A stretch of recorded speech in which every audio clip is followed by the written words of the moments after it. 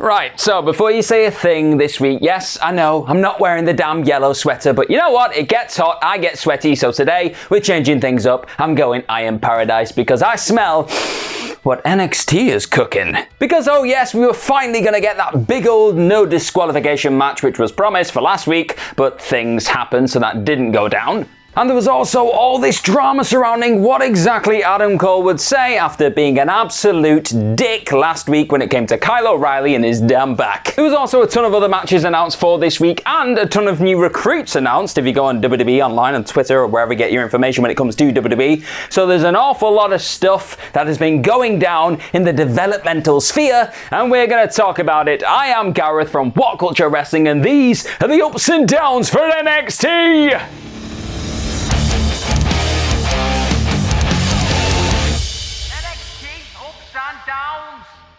So to kick things off this week, we had Dexter Loomis. He was going to be taking on Johnny Gargano, the North American champion. And it seemed like this was going to be the match where The Way's leader was going to finally get rid of Dexter Loomis once and for all. Newsflash, he didn't. But before any of this got started, we did have The Way backstage and they were all talking to Austin Theory. They were like, oh, you're going to be okay to come out, man. You got abducted last week. That must be really traumatic. How are you going to get over it? And he was just like, well, I'm fine. But all of that was overshadowed by an absolutely fantastic comedic moment, if I do say so myself. Because as the team came into shot, they were all stood around each other with their hands in the middle and they were going, that's the way, I like it. That's the way, I like it.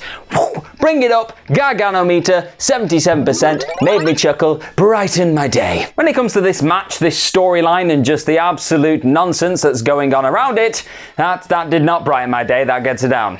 Now, the match itself actually had some pretty fun spots in it. There was a bit on the outside where Johnny Gargano went to nail Dexter Loomis in the face with a kick or a tackle or something, and Dexter Loomis just did his weird little kip-up thing, which is so impressive to see a man of that size do. But it was all overshadowed by The Way nonsense shenanigans, because all the way through this match, anytime somebody looked at Dexter Loomis, he just did his stare, his little blue stare thing that he does, which is somehow the most effective move in all of wrestling, right now, in all of NXT at least, because every time he did it, Austin Theory like froze and he was like, hey man. He did it to Indy Hartwell and she was like, oh, you're so hot.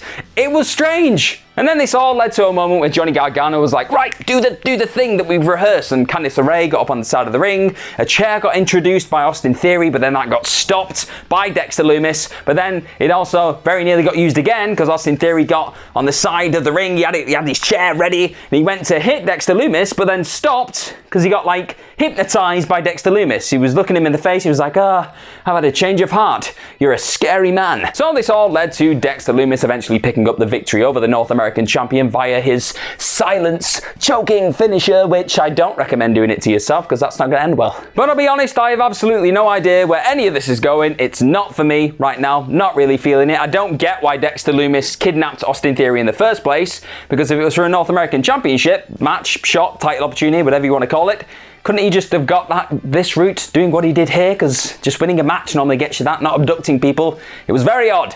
And then after this, we had William Regal in the car park. He was looking everywhere for Santos Escobar. He was like, right, if you see him, tell him to come to me. He's got a match, and if he's not going to be in the match, I'm taking his title. We then had an MSK little video package thing, and I absolutely adored it with every fibre of my being, so it's getting up. Because not only did we get like a nice little recap of how they felt going into their Vengeance Day Dusty Cup final win, which was just a really incredible match. Again, if you've not seen it, go and check it out. But we also got a really fun trip down memory lane, because we got to see how they formed as a team in the first place. Again, it was a bit more of an understanding of why they're such a big deal and why everyone really should be talking about them in NXT. And it did exactly that. It made you think, wow, this team are going to go far. And then on top of this, you had the emotional heft of Nash Carter talking about his dad, which if you don't know the story already, he started watching wrestling because of his dad. He kind of got him into it. And then his dad unfortunately passed away when he was in high school, middle school, not 100% sure when that was. But then after that, he was like, right, I'm going to be a wrestler. I'm going to dedicate my journey, my career to my father. And he got really emotional saying it, and I got really emotional. It was just, it made me feel things. And then I felt even more things after this because they had an interview backstage with Mackenzie Mitchell. They were just about to talk about their upcoming NXT Tag Team title match, and then the grizzled young veterans battered them. And you know what? Oh, I'm angry, but you boys know what you're doing, don't you? And then also, just as a quick sidebar, sandwiched in between this interview and the video package, we had like another promo package of Shotzi Blackheart, and it was Sponsored by Burger King, as many things were throughout this night. And I understand, like commercialism and all the rest of it, you need to kind of fund these things called NXT, but everything being presented by Burger King just made me really hungry, and I have been completely indoctrinated by this nonsense. Soon after this, we had a match involving Tyler Rust, but before we found out who his partner was going to be, it cut to like a video backstage of Malcolm Bivens just popping up in the training room when Leon Ruff had just about been medically cleared, and he was like, "Hey, Leon Ruff, big fan, like I was last week of Kushida. How do you feel like fighting my guy? Because you know what? You're not 100%, and we're going to take advantage." But to be honest, they didn't get the chance to take advantage, because before Leon Ruff could get to the ring, he was like chanting, screaming, he was having a really good time. He got attacked by Isaiah Swerve Scott, who, if you remember last week, was not very happy that he got beaten by Leon Ruff. So he took this moment to just slam him into everything he could find, and he was like, "Right, give me opportunities. I'm taking his opportunity, so maybe I'll get an opportunity," because that's how opportunities work, right? And then after this, Malcolm Bivens and Tyler Rust obviously celebrated like they'd just scored the biggest victory of Tyler Rust's career, acting like massive a-holes, but that is exactly what we want because it entertains me and it makes me giggle. So of course, this is all getting it up because I like the direction we're going in with Bivens and Rustum, and I also like this Isaiah Swerve Scott Leon Ruff little budding rivalry. It gives them something interesting to get stuck into. It's all good stuff. And then after this, we had to reveal that William Regal was offering Zoe Stark, the super impressive Squash Zone alumni Zoe Stark, she was going to get a match against Io Shirai tonight. So that's huge. A second singles match on NXT is going to be against the NXT Women's Champion. Mind-boggling. And then she kind of had an interview backstage before the match was going to start, but then it cut out due to technical difficulties. It all got a bit weird, but you know what? Sugar honey iced tea happens on live telly. Probably just going to clump all these in together as one big thing because they happen throughout the night, and to be honest, if I just keep popping up and saying them, you're going to be like, "Oh, I'm getting sick of this." So Cameron Grimes was clearly inspired by the $1 Million Man's famous basketball thing that he did when we challenged like a kid to bounce a basketball 10 times, and he kicked it away just before he did so he couldn't win the money that was like up for grabs. He saw that and thought, "All right, I'm gonna do that to everybody here," and it really didn't work out. First person that he did it to bounced the ball 10 times just really easily, and he was like, "Did you not watch the full video? Because at the end of it, he meant to kick it." And he was like, "Ah, I did not do that." And that is a reminder to always watch videos until the very end.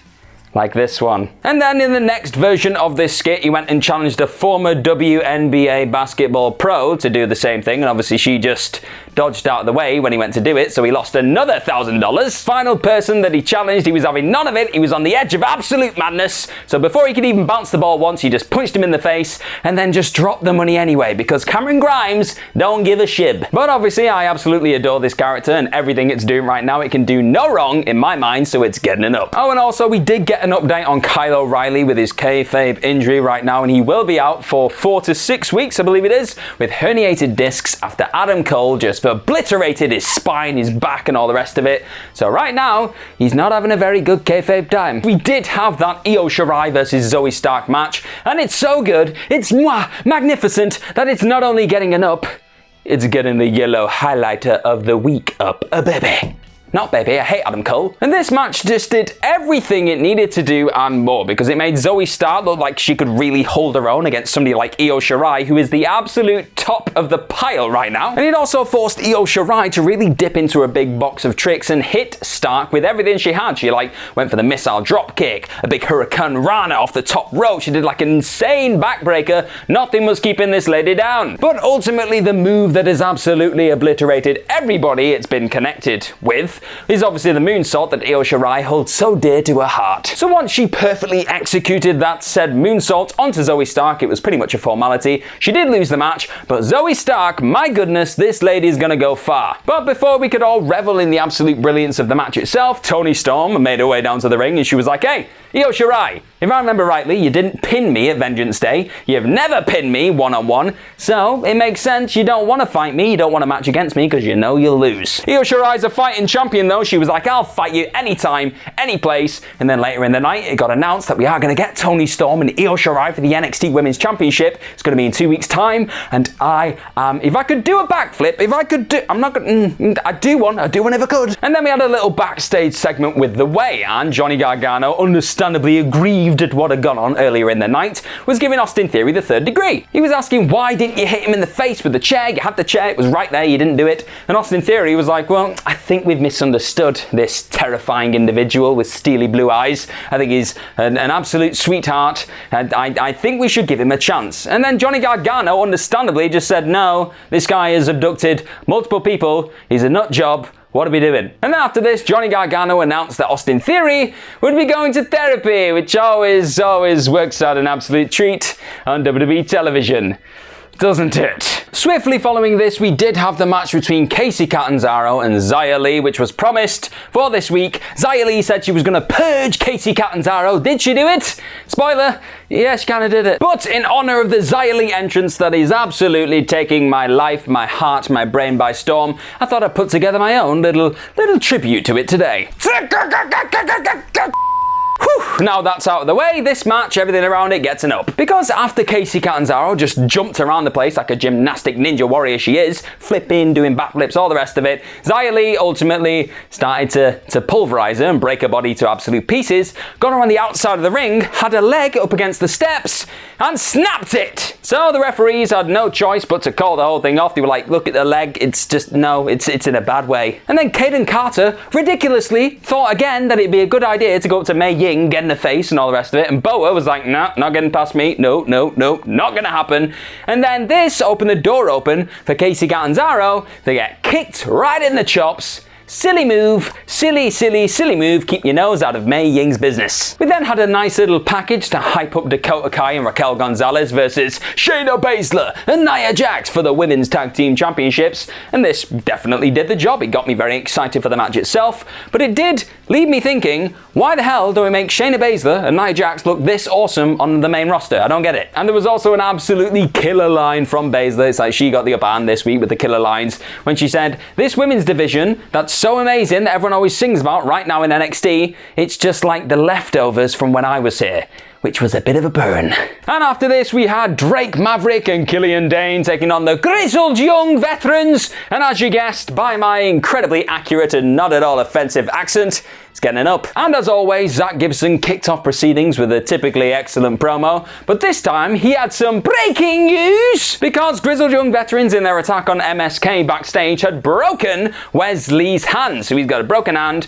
We're assuming now that that match between, obviously, the Oney Lorcan, Danny Burch, NXT Tag Team Champions and MSK is now going to be delayed. It's probably not going to be going down next week. So straight away, I was very angry. And then they made me giggle a lot because they called Killian Dain and Drake Maverick Shrek and Donkey. But then I realized you've just pissed off Killian Dain, and the inevitable happened. He went on an absolute rampage. He got Drake Maverick and power slammed him on top of James Drake, and then after throwing the grizzled young veterans outside of the ring, he got Drake Maverick and just went, yep, you go and get him. Yeah! So sensing that they needed to get rid of that Killian Dain, that son of a gun, Zach Gibson pulled him into the firing line when he was on the outside of the ring. James Drake nailed him with a dive on the outside, and Drake Maverick was on his own. So before you know it, Maverick was nailed with the ticket to mayhem. It meant that the grizzled young veterans have got to win after a really upsetting defeat for them at Vengeance Day, but it's got them now on the right path back to winning ways. And I'll be honest, if MSK do the unthinkable and the underdog thing and beat Lorcan and Burch for the belts, that grizzled young veterans versus MSK feud thing that's going on right now,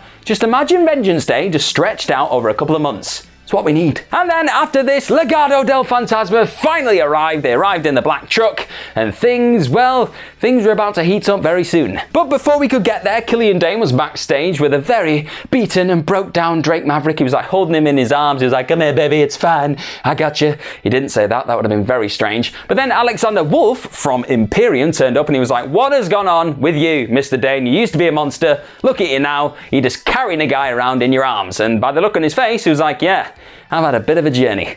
But I'll be honest, Dain and Maverick versus Imperium sounds like a good idea to me. And finally, after this, we got the match we were waiting for. It's 2-3, some weeks in the making, but we did get Karrion Kross taking on Santos Escobar. It was violent, it was brutal, it's getting up. But very quickly, something is getting a tiny little down from within this incredible match, because before Karrion Kross could come to the ring and make his truly excellent entrance, which just sets me on fire, I literally become a blaze of fire when watching this every time it happens.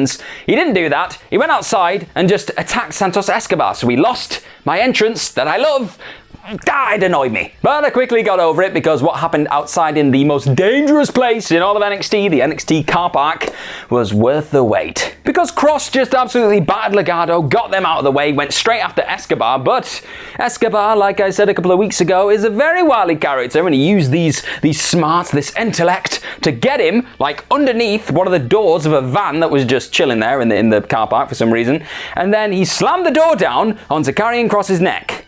But it only got worse from there. Because Escobar sensed, yes, this guy's terrifying, I'm gonna go and hide in the driver's seat area right now. So Kross then got a pickaxe and just started chiseling away. He was like, here's Karrion! That would be terrifying. But before long, Legato used their numbers advantage very well, and they absolutely battered Kross into the side of the van and then dragged him into the CWC. But then things took another turn because Kross just threw Raul Mendoza and Joaquin Wilde through a barricade. He just picked them both up and went, where should I put these? Oh, there. And the look on Escobar's face just told the entire story. S-H-I-T hit the fan. Or did it? Because Escobar then suddenly just found his way back into the match. Legato rose from the dead. Seriously, these guys just would not die during this match.